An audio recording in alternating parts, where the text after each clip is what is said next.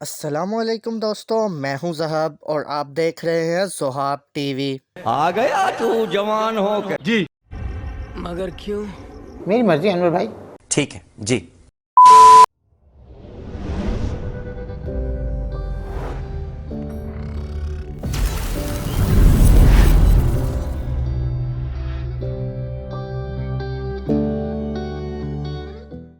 दोस्तों, दुनिया में अलग अलग किस्म के जानवर होते हैं, जिनमें कुछ क्यूट होते हैं तो कुछ डेंजरस। हम मालूम है तेरे बाप को मत सिखा, चल। अरे भाई, बोलने तो दो। अच्छा, हमको सिखा रिया है। बोलने दे। तकलीफ हुआ है बेचारे को। बोल बोल। दोस्तों, कई दफ़ा जानवर ऐसे काम कर देते हैं जो हम इंसानों ने कभी सोचा भी नहीं होता। असल में कुछ जानवर काफ़ी अक्लमंद होते हैं और वो अपनी अक्ल की वजह से इंसानों को हैरान कर देते हैं और उन्हें पता भी नहीं चलता। तो दोस्तों, आज की वीडियो में मैं आपको दुनिया के सबसे अक्लमंद जानवरों की कहानियाँ सुनाऊंगा। तो शुरू करते हैं वीडियो।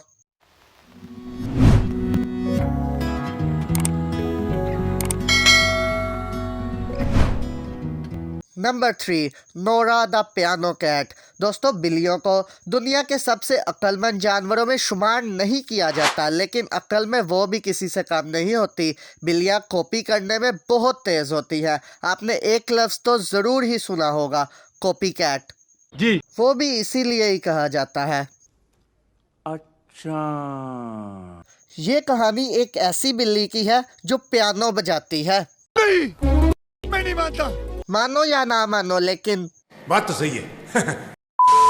ये एक ग्रे बैटी कैट है। इस बिल्ली का नाम नोरा है, जो अपने ओनर्स बेट्सी अलेक्जेंडर और बर्नल जॉ के साथ रहती थी, जो अमेरिका के शहर न्यू जर्सी में रहते थे। नोरा की ओनर पियानो टीचर थी और वो अपने घर पर ही स्टूडेंट्स को पियानो बजाना सिखाती थी।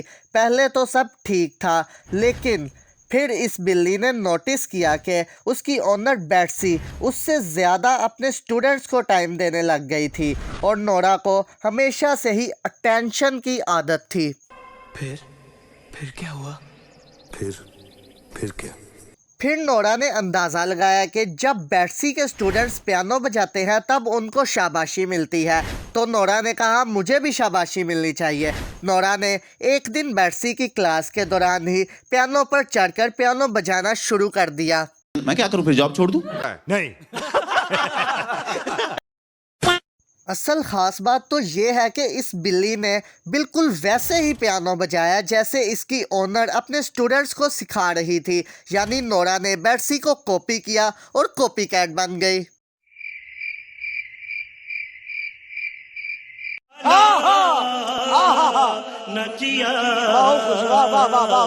ये वाकया 2007 का है।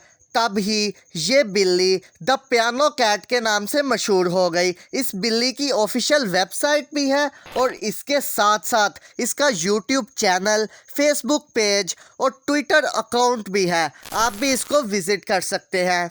ठीक है जी। Number 2, rats. ये कहानी किसी ख़ास चूहे की नहीं है, बल्कि ये कुछ अलग कहानी है। हम सब समझते हैं कि चूहे हमारे घरों में सिर्फ हमारे काम ख़राब ही करते हैं। ऐसे बात तो सही है, लेकिन अल्लाह ने किसी चीज़ को भी नाकारा नहीं पैदा किया। ये बड़ी अच्छी बात कही आप। इसी चीज़ के चलते अफ्रीका के कुछ रिसर्चर्स ने रैट्स को बहुत ज़रूरी करार दे दिया। इनके मुताबिक रैट्स ट्यूबरकुलोसिस डिटेक्ट कर सकते हैं। ये एक ऐसी बीमारी है जो एक इंसान साइंसदान डिटेक्ट करने में पूरा एक दिन लगा देते हैं, जबकि एक ट्रेंड रैट ये काम सिर्फ 7 मिनट में कर सकता है। ये क्या है? ये सच है। अफ्रीकन रिसर्चर्स रैट्स को ट्रेन करके उन्हें सिखा रहे हैं कि कैसे वो एक इंसान के सलाइवा यानी थूक के सैंपल से पता लगा सकते हैं कि उन्हें टीबी यानी ट्यूबरकुलोसिस है या नहीं। अफ्रीका के ट्रेन रैट्स सलाइवा को 7 मिनट तक सूंघते हैं, फिर ट्रेनर के बताए और सिखाए हुए तरीके से रैट्स बता देते हैं कि किसको टीबी है और किसको नहीं है।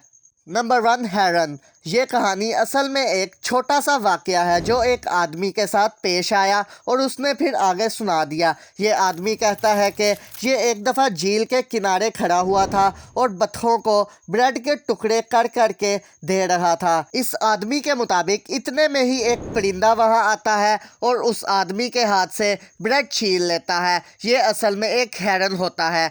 हेरन को आप इस वक्त देख तो रहे हैं, लेकिन इसके बारे में ख़ास बात यह है कि ये मछलियों का शिकार करता है और फिर उन्हें खाता है। ये काम इसे बहुत पसंद है। हम मालूम है तेरे बाप को मत सिखा, चल। अच्छा ठीक है जी।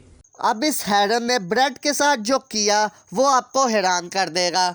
अच्छा ये परिंदा जाके ब्रेड के पीसेस लेके उस हिस्से में फेंकने लग गया जहां मछलियां थी, और ऐसे मछलियां खाना खाने आई और खुद ही हेरन का खाना बन गई। हाँ स्मार्ट है।